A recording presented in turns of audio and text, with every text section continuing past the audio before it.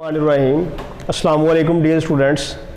आज हम डिस्कस करेंगे नेक्स्ट टॉपिक मालिक्यूल। मालिक्यूल एक ऑब्जेक्टिव टाइप बेटे टॉपिक है, ठीक है। मालिक्यूल बेसिकली बेटे क्या है, अब आपने याद रखना है कि जब भी एटम्स कंबाइन होंगे, जब भी एटम बेटे कंबाइन होंगे तो उससे क्या बनेगा, मालिक्यूल। अब क्वेश्चन ये राइज होता है कि कौन से एटम्स कंबाइन होंगे तो मालिक्यूल बनेगा। तो याद रखना बेटा, जब भी नॉन मेटल्स के एटम्स कंबाइन होंगे तो मालिक्यूल बनेगा। अगर मालिक्यूल में बेटा जी सारे एटम सेम हो, एटम्स क्या हो, सेम हो, तो वो मालिक्यूल किसका होगा, एलिमेंट का, ठीक है। और अगर एटम्स क्या हो बेटा जी, डिफरेंट हो, तो वो मालिक्यूल किसका होगा, कंपाउंड का। अब हमें पता है कि एलिमेंट और कंपाउंड ये दोनों क्या है बेटा जी, सब्सटेंस है। तो अब मालिक्यूल की अगर हम डेफिनेशन करें तो वो क्या करेंगे कि सब्सटेंस का स्मॉलेस्ट पार्टिकल, ऐसे ही है ना, सब्सटेंस का स्मॉलेस्ट पार्टिकल। सेकंड इसकी प्रॉपर्टी क्या होगी कि ये वाला पार्टिकल इंडिपेंडेंटली एग्जिस्ट कर सकता है। क्लियर है बेटे। तो डेफिनेशन इसकी क्या हम लिखेंगे, द स्मॉलेस्ट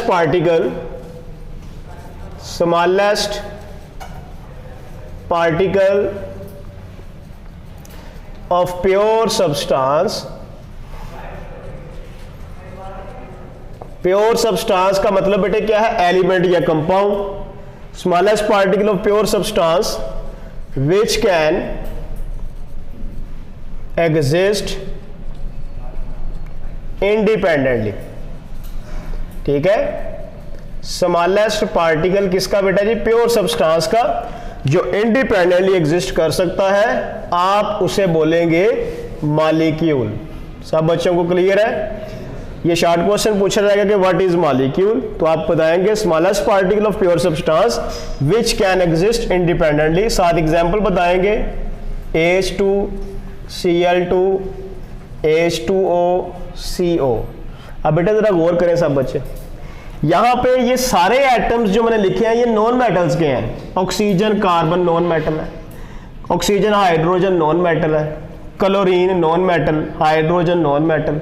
यानी कि मालिक्यूल स्मॉलेस्ट पार्टिकल क्या है, एलिमेंट या कंपाउंड का है, लेकिन उसमें एटम्स सारे के सारे कौन से होने चाहिए, नॉन मेटल्स के। मैं यहां पे इसी से रिलेटेड एक मल्टीपल चॉइस क्वेश्चन लिखता हूं कि which one is not molecule, कि इनमें से कौन सा मालिक्यूल नहीं है। यहां पे हम ऑप्शंस लिखते हैं, अल्फा, बीटा, चार्ली या डेल्टा। अल्फा ऑप्शन बेटा देखें सब बच्चे कि यहां पे मैं लिखता हूं Cl2, यहां लिखता हूं NaCl, इसी तरह यहां पे लिखता हूं बेटे मैं वाटर, और यहां पे मैं लिखता हूं CO2, ठीक है। तो क्या आंसर हो सकता है बेटा जी, NaCl। उसकी रीजन क्या है, अब बेटा इसकी रीजन ये है कि यहां पर ये मेटल है और ये नॉन मेटल, ये मालिक्यूल नहीं है, ये बेसिकली क्या है, ये बेटा जी फार्मूला यूनिट है। ये क्या है, फार्मूला यूनिट। यानी कि याद रखिएगा कि मालिक्यूल होने के लिए शर्त यह है कि एटम हो एक से या एक से ज्यादा, और वो सारे के सारे एटम कौन से हो, नॉन मेटल्स के, और बेटा वो इंडिपेंडेंटली एग्जिस्ट कर सकते हो। अगर मेटल और नॉन मेटल का एटम होगा तो वो बेटा जी आयोनिक कंपाउंड की फॉर्म में आपस में जुड़े होंगे फार्मूला यूनिट की शक्ल में, लिहाजा ये मालिक्यूल नहीं है। सब बच्चों को क्लियर है। अब मालिक्यूल की बेटे टाइप्स की अगर हम बात करें, टाइप्स ऑफ मालिक्यूल, तो सबसे पहले हम बात करते हैं एटॉमिसिटी की। एटॉमिसिटी क्या होती है, number of atoms in the molecule is called as atomicity. Number of atoms in a molecule is called as atomicity. Molecule में एटम्स की तादाद को एटॉमिसिटी बोलते हैं। ठीक है, मिसाल के तौर पे बेटे मैं यहाँ पे लिखता हूँ ग्लूकोज C6H12O6। कोई बच्चा बता सकता है इसकी एटॉमिसिटी कितनी है? 24। शाबाश, इसमें 24 एटम्स हैं। ठीक है, मैं यहाँ पे लिखता हूँ सल्फ्यूरिक एसिड H2SO4। बताओ इसमें कितने एटम्स हैं? 2 हाइड्रोजन के, 1 सल्फर का, 3 और 4 ऑक्सीजन के, 7। बात की समझ लग गई बेटे? अब एटॉमिसिटी की बेस पर मॉलिक्यूल्स की टाइप्स बेटा जी कौन कौन सी हैं? नंबर 1 मोनो एटॉमिक मॉलिक्यूल्स, इसी तरह डाई एटॉमिक मॉलिक्यूल्स, इसी तरह बेटा जी ट्राई एटॉमिक मॉलिक्यूल्स, इसी तरह बेटा जी poly atomic molecules. Mono mean 1, mono atomic molecule. अब हमने देखा था जब एटम की डेफिनेशन पढ़ी थी तो हमने ये देखा था कि नोबल गैसेस के एटम्स ऐसे एटम्स हैं जो बेटा जी इंडिपेंडेंटली एग्जिस्ट कर सकते हैं। इंडिपेंडेंटली एग्जिस्टेंस किसकी प्रॉपर्टी है? मॉलिक्यूल की। अब चूंकि वो एलिमेंट के एटम है और वो इंडिपेंडेंटली एग्जिस्ट कर सकते हैं, इसलिए आप उन एटम्स के लिए वर्ड मोनो एटॉमिक मॉलिक्यूल भी यूज कर सकते हैं। Those molecule which contain 1 atom, जैसा कि helium, neon, argon. Diatomic molecule ऐसे मॉलिक्यूल जिनमें 2 एटम्स हों, जैसा कि H2COCl2। ट्राई एटॉमिक मॉलिक्यूल जिनमें 3 एटम हो, जैसा कि O3H2O, इसी तरह बेटा ये CO2। ओके हो गया। और पॉली एटॉमिक मॉलिक्यूल जिनमें 3 से ज्यादा एटम्स हो, जैसा कि ग्लूकोज, जैसा कि बेटा जी सल्फ्यूरिक एसिड। बात की समझ लग गई जी? हाइड्रोनियम आयन है वो, आप उसको मॉलिक्यूल कंसीडर नहीं करेंगे, वो हम आगे पढ़ेंगे कि आयन्स क्या होते हैं। यहां तक क्लियर है सबको? क्योंकि हमने पढ़ा है कि मॉलिक्यूल स्मॉल पार्टिकल है या एलिमेंट का या कंपाउंड का। तो यहां पर देखिए बेटे एलिमेंट या कंपाउंड की बात हो रही है, और वो एटम्स कौन से होने चाहिए? नॉन मेटल के एटम का कॉम्बिनेशन होना चाहिए। बात की समझ लगी? अब बेटा जी दूसरी जो इसकी कैटेगरी है वो क्या है? नेचर ऑफ एटम्स की बेस पर।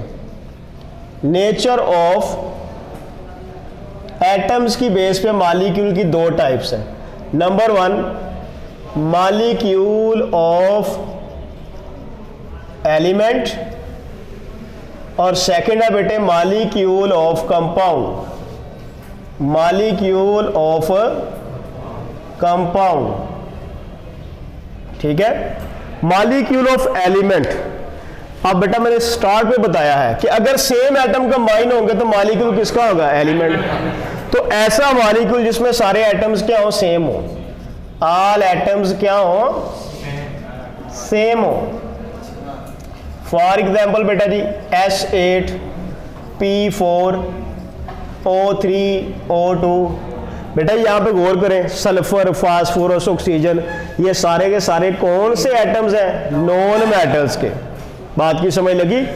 इसी तरह बेटा जी यहां पे देखें मॉलिक्यूल ऑफ कंपाउंड। कंपाउंड का मॉलिक्यूल ऐसा मॉलिक्यूल है जिसमें ऑल एटम्स आर डिफरेंट। सारे के सारे एटम बेटा जी क्या होते हैं? डिफरेंट होते हैं। मिसाल के तौर पे H2O, C6H12O6, H2SO4 वगैरह। क्लियर हो गया? तो आप आइडेंटिफाई कर सकते हैं कौन सा मॉलिक्यूल एलिमेंट का, कौन सा कंपाउंड का। तो बेटा जिसमें एटम सेम होंगे वो एलिमेंट का मॉलिक्यूल, और जिसमें डिफरेंट होंगे वो कंपाउंड। लेकिन शर्त क्या है कि वो एटम्स किसके होने चाहिए? नॉन मेटल्स के होने चाहिए। बात की समझ लगी बेटा? अब हम यहां पे डिस्कस करते हैं साइज की बेस पे। Size of molecule. मॉलिक्यूल के साइज की बेस पर मॉलिक्यूल की 2 टाइप्स हैं।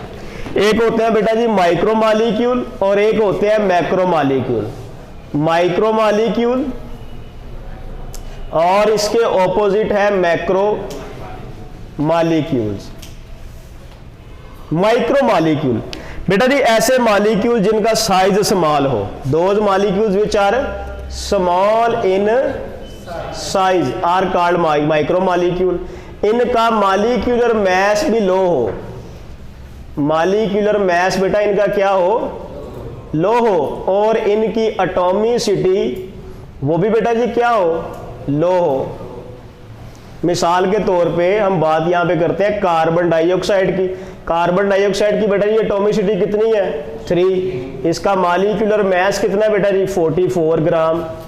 सही है ना, छोटे साइज का मॉलिक्यूल है ये। इसके ऑपोजिट मैक्रो मॉलिक्यूल, ऐसे मॉलिक्यूल जो क्या हो बेटा जी, लार्ज इन साइज हो। ऐसे मॉलिक्यूल जिनका मॉलिक्यूलर मास क्या हो, मॉलिक्यूलर मास जिनका हाई हो, और जिनकी एटॉमिसिटी भी बेटा जी क्या हो, हाई हो। सही है। यहां पे आपकी बुक में एग्जांपल वो देता है हीमोग्लोबिन की। हीमोग्लोबिन बेटा जी क्या है कि एक ऐसी प्रोटीन है जो हमारे ब्लड में पाई जाती है। इसका काम होता है लंग्स से ऑक्सीजन को कैरी करके बॉडी के तमाम पार्ट्स को प्रोवाइड करना। ठीक हो गया। तो कहता है कि इसके एक मॉलिक्यूल में जो है इसकी एटॉमिसिटी कितनी होती है, 10,000। कितनी होती है, यानी कि इसके एक मॉलिक्यूल में 10,000 एटम्स होते हैं। क्लियर है। और अगर इसकी हैवीनेस की बात करें तो बेटा जी इसका एक मॉलिक्यूल 68,000 टाइम्स हैवी होता है हाइड्रोजन एटम से। क्लियर है।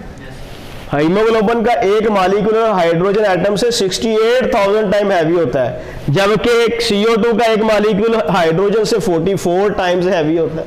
बात की समझ लगी ना बेटे। तो फिर मैक्रो मॉलिक्यूल कौन सा हुआ, हीमोग्लोबिन का मॉलिक्यूल।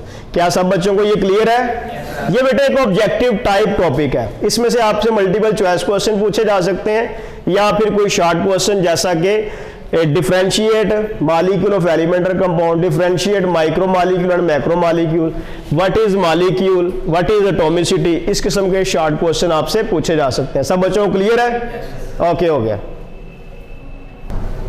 जी। तो स्टूडेंट अब हम डिस्कस करते हैं आयंस के बारे में कि आयंस क्या होते हैं। बेटा जी एटम एक ऐसा पार्टिकल है जिसके ऊपर 0 चार्ज होता है, यानी कि एक न्यूट्रल पार्टिकल है। उसकी रीजन क्या है कि एटम के अंदर इलेक्ट्रॉन्स की और प्रोटॉन्स की तादाद बेटा जी क्या होती है, बराबर होती है, जिसकी वजह से नेगेटिव और पॉजिटिव चार्ज इक्वल होते हैं, वो कैंसिल आउट करते हैं। ओवरऑल चार्ज एटम के ऊपर 0। सही हो गया। अब बेटा जी ये हमारे पास कोई इलेक्ट्रॉन है, सही है। अगर आप क्या करते हैं, एटम के अंदर इलेक्ट्रॉन को ऐड करते हैं, एटम के अंदर इलेक्ट्रॉन को क्या करते हैं, ऐड करते हैं, तो इसको आप कह दीजिए ये केस नंबर 1 है। तो इलेक्ट्रॉन ऐड करेंगे तो इलेक्ट्रॉन की तादाद प्रोटॉन से क्या हो जाएगी, ज्यादा हो जाएगी। तो जिसकी वजह से बेटा जी एटम के ऊपर चार्ज क्या आ जाएगा, नेगेटिव। इलेक्ट्रॉन्स की तादाद जो है वो प्रोटॉन से ज्यादा होगी। सही हो गया। और अगर आप इसी एटम से इलेक्ट्रॉन बेटा जी क्या कर दें, रिमूव कर दें, ठीक है, तो ये केस नंबर बेटा जी 2। तो इस केस में प्रोटॉन की तादाद इलेक्ट्रॉन से क्या हो जाएगी, ज्यादा हो जाएगी। तो फिर बेटा जी ये क्या बन जाएगा, नेगेटिव आयन। इस पे प्लस चार्ज आ जाएगा, इलेक्ट्रॉन की तादाद जो है वो प्रोटॉन से कम हो गई। इसका मतलब है कि एटम में इलेक्ट्रॉन ऐड करने से या रिमूव करने से जो पार्टिकल बनते हैं आप उन्हें क्या बोलेंगे, आयंस बोलेंगे। बात की समझ लगी। या फिर ऐसी स्पीशीज जिन पे पॉजिटिव या नेगेटिव चार्ज हो आप उन्हें क्या बोलेंगे, आयंस। तो इसकी डेफिनेशन हम लिख लेते हैं कि दोज